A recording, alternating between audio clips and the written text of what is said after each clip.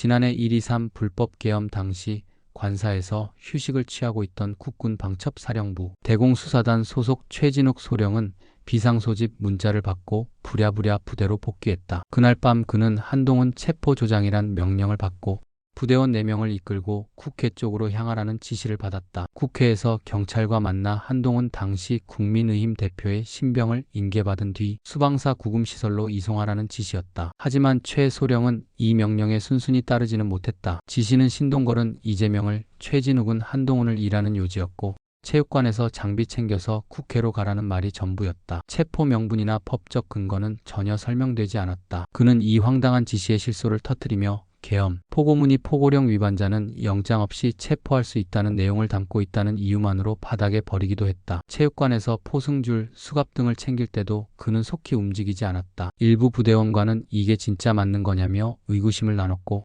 아무것도 하지 말자는 말을 주고받으며 시간을 끌었다. 결국 상부가 출동을 재촉하자 그는 마지못해 부하들을 이끌고 국회 인근으로 이동했다. 다만 그는 경찰과 접촉하거나 국회 건물로 진입하진 않았고 부하들과 함께 국회에서 몇 블록 떨어진 은행 근처에 대기하거나 편의점에 들러 물을 사는 등 신중한 움직임을 보였다. 결국 새벽 1시 4분경 가족으로부터 국회에서 계엄 해제 요구 결의안이 가결됐다는 소식을 듣고서야 그는 더 이상 항명하거나 처벌을 걱정할 필요가 없다고 속으로 안도했다고 한다. 당시 그는 모든 게 긴급하고 급박한 상황 속에서 주먹구구식으로 이루어졌다. 혼란스럽고 무질서했다. 수사관들은 무기력했고 두렵고 안타까웠다라고 기억을 털어놓았다. 최 소령의 증언에 따르면 계엄 선포 당일 정치인 체포 지시는 다음 경로를 거쳤다. 윤석열 당시 대통령, 김용현 당시 국방부 장관, 여인영 당시 방첩사령관, 김대우 당시 방첩사 대공수사단장 순이었다. 여인영 전 사령관과 김대우 전 단장은